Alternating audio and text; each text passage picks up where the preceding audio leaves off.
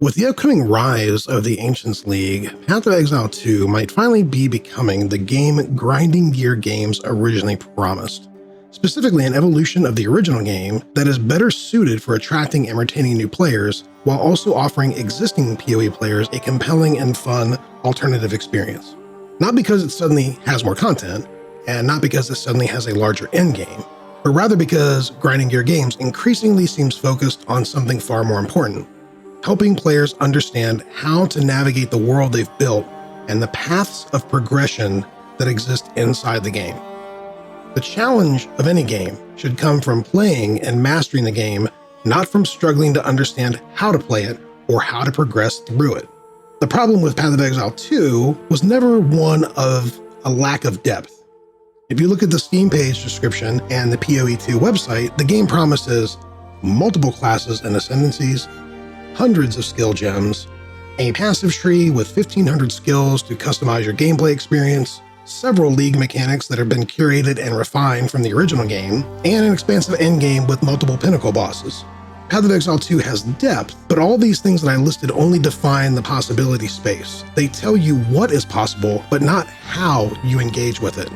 And when that depth becomes buried beneath confusion, disorientation, and dependence on information that mainly exists outside of the game itself, the number of players that actually end up engaging with all that content ends up being only a fraction of the total number of players.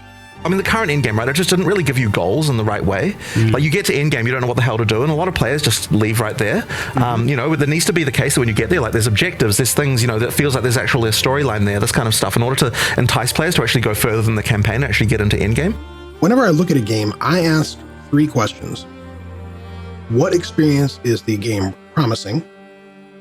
Mechanically, how is it about that promised experience? And what behavior does the game reward? With PoE2, like the majority of ARPGs, the promise is a power fantasy based upon combat mastery, loot acquisition, character progression, character customization, and replayability. Taken together, the promised fantasy is expressing yourself through your builds, becoming more powerful, and achieving your individual goals. But if we look at Path of Exile and Path of Exile 2 critically, they've traditionally been games that are more about systems knowledge and mastery than they have been about their moment-to-moment gameplay.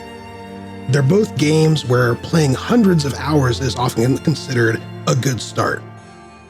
The real challenge of both games has been learning what matters, understanding how the individual game systems and mechanics work, how they interact with one another, and figuring out how to translate all of that into progression. And when we talk about Path of Exile 2 specifically, it was never pitched as being a smaller or less ambitious game. Rather, it was pitched as a more approachable evolution of the original Path of Exile. Early on, when we were discussing starting Path of Exile 2, one of our motivations for it was that we felt that because Path of Exile 1 was dozens and dozens of releases in, it was harder to get new players, right? Like, jumping on a train that's been going for 10 plus years is difficult for some people. The game has a reputation for being complicated. And so Path of Exile 2 was an opportunity as an onboarding point.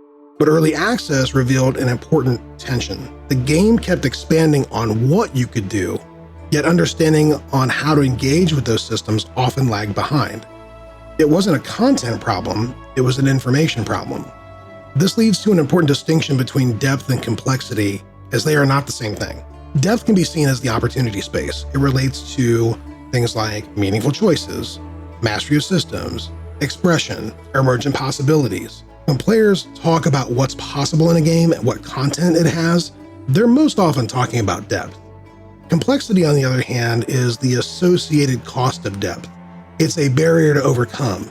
It's the cover charge you pay at the door to get to the depth that a game provides. Both PoE and PoE2 have always had both, and that's why people love the games. But complexity can eventually begin obscuring depth instead of enabling it. A system can be engaging but poorly communicated. A choice can be meaningful but hard to understand. And a game can have incredible levels of depth, but if the complexity barrier is too high, players can bounce off the game entirely. Perhaps the most important thing to keep in mind is that neither depth nor complexity are inherently linked to the level of challenge that a game has, or to the skill required to overcome those challenges. Making a game easier to navigate doesn't make the game's challenges easier to overcome. It just makes it easier to find out where those challenges are and how to progress towards them. Are you familiar with grace? The golden light that gives life to you tarnished. It will lead you tarnished to the path you are meant to follow, even if it leads you to your grave. In fact, Rise of the Ancients may be one of the most mechanically dense updates Grinding Gear Games has ever made to either Path of Exile game. But the work they're doing with this patch should mean more players are engaged with the League for a longer amount of time, and that a greater number of players are progressing deeper into the game than before. One of the things I'm most excited about is that by adding fixed objectives to the Atlas in Rise of the Ancients, GGG is changing how players mentally model the world and the endgame of PoE 2.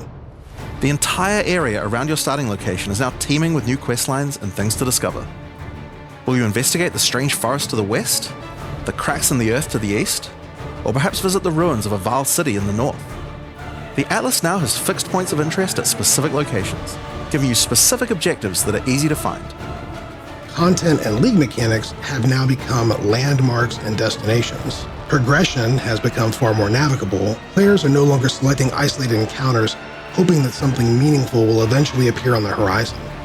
Instead, we're choosing a path of progression and following the signposts along the way. And that shift in design philosophy isn't just present in the endgame either. The sense of intentional signposting begins with the campaign. Instead of requiring you to memorize layouts, consult external sources of knowledge, or just wander until you stumble upon the right answer, the world itself starts communicating to you. And by adding these navigation markers into the game, the player can focus on preparing for the next challenge instead of trying to find the next challenge. And this should mean a much better campaign in terms of pacing and a much more enjoyable leveling experience. Historically, when it's come to Path of Exile and Path of Exile 2, understanding either game has meant leaving either game's client. The real onboarding frequently exists somewhere else. Build planners, community wikis, trade websites, currency calculators, YouTube guides, external apps and plugins. And to be clear, that community ecosystem is part of what makes both games special. Some of the game's greatest strengths have come directly from players creating tools and sharing knowledge with one another.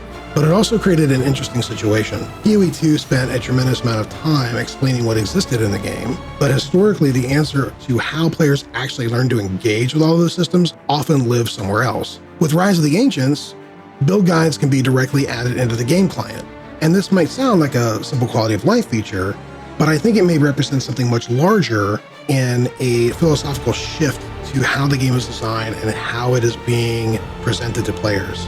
External tools are going to remain extremely valuable, but integrating them into the client means players can engage with the game with less need to be pulled out of the experience. And if this is indeed the new guiding principle that GGG has for Path of Exile 2, then I personally can't wait to see what they integrate into the client next.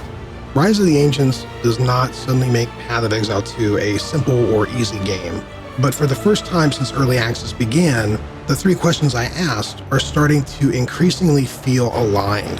The game's promise still is about the same power fantasy, but now we're seeing mechanics focused on helping players understand how to pursue it. And for the first time since early access began, Path of Exile 2 is starting to feel less and less like a collection of disparate systems and mechanics, and more like the evolution of Path of Exile that we were promised. And I can't wait to see how this all plays out when Return of the Ancients launches this week on May 29th.